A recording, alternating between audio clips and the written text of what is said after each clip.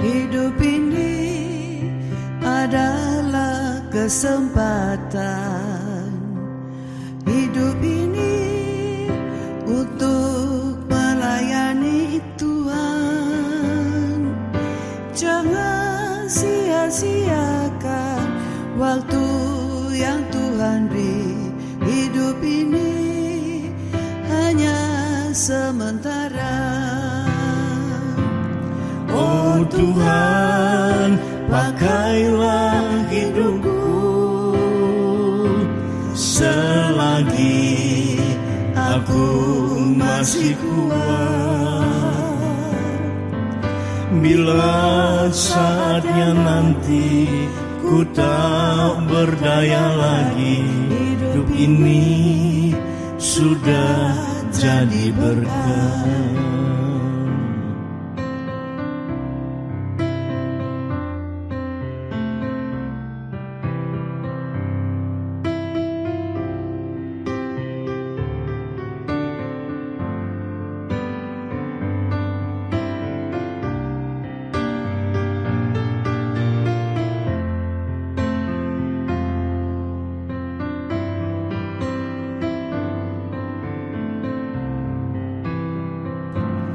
Hidup ini adalah kesempatan.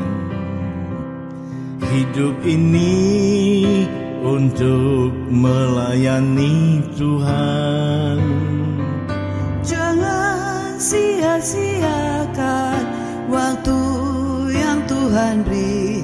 Hidup ini hanya sementara. Oh Tuhan, pakailah hidupku selagi aku masih kuat. Bila saatnya nanti ku tak berdaya lagi, hidup ini sudah jadi berkah. Oh Tuhan, pakailah hidupku selagi aku masih kuat. Bila saatnya nanti ku tak berdaya lagi, hidup ini sudah jadi berkah. Hidup ini sudah jadi berkah. Bila saatnya nanti ku tak berdaya lagi,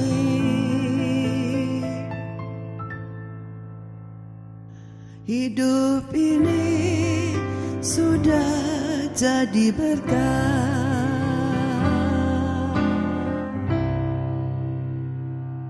Shalom Bapak Ibu Saudara sekalian yang dikasihi Tuhan. Hari ini kita membahas tentang visi dan tujuan Allah menjadikan orang tua adalah orang tua bagi anak-anaknya.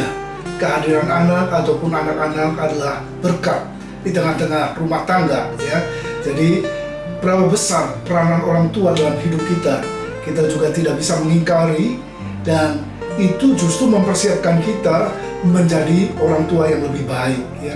Jadi tujuan pertama adalah mempersiapkan calon pasangan suami istri untuk memahami visi dan tujuan Allah menjadi orang tua sesuai dengan firman Allah.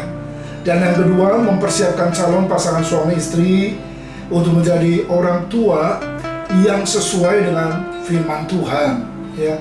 Tuhan punya rencana yang jauh lebih megah, lebih dahsyat, lebih besar bagi kita dan anak-anak kita.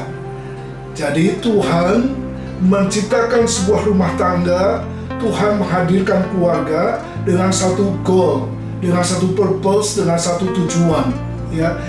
Dan kiranya tujuan itulah yang menjadi visi bagi setiap pasangan suami istri untuk bisa bertindak sebagai orang tua. Yang pertama, Tuhan ingin agar pasangan suami istri tersebut menghasilkan keturunan ilahi dan bisa mewariskan warisan rohani kepada anak-anaknya. yang dikehendaki Allah dari sebuah kesatuan dalam Maleakhi 2 ayat 15 adalah keturunan ilahi, bukan warisan berupa harta benda yang sifatnya material, tapi hal-hal yang spiritual, hal-hal yang rohani yang bisa diwariskan kepada generasi kemudian. Yang kedua, pasangan suami istri yaitu orang tua bisa menjadi model, bisa menjadi figur teladan bagi anak-anak mereka. Yang berikutnya, lewat keluarga tersebut mereka bisa membangun sebuah keluarga kerajaan Allah, ya. Dan juga keluarga pasangan suami istri yang beriman dalam Kristus bisa menciptakan secure, ya, rasa aman bagi anak-anak mereka. Ya, di dalam Maleakhi pasal 2 ayat 15 dikatakan, bukankah Allah yang esa menjadikan mereka daging dan roh, dan apakah yang dikehendaki kesatuan itu? Keturunan ilahi.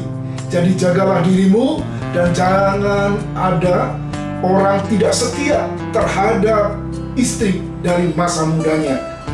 Saudara sekalian dikasih Tuhan, kesetiaan kepada pasangan sejak masa muda tentu tidak ditulis dalam Alkitab istri muda, tapi pasangan istri dari masa muda. Di sini mengandung unsur covenant, perjanjian seumur hidup untuk setia satu sama lain. Nah, cara yang paling efektif untuk menjadi orang tua ialah dengan memperhatikan bagaimana Tuhan menjadi orang tua bagi kita. Dalam Pemazmur seringkali dilukiskan seperti bapa sayang anaknya. Demikian juga Tuhan mengasihi kita, Tuhan menyayangi kita, Tuhan memelihara kita. Dia merencanakan yang terbaik, menghendaki yang terbaik, dan juga melakukan yang terbaik bagi anak-anaknya.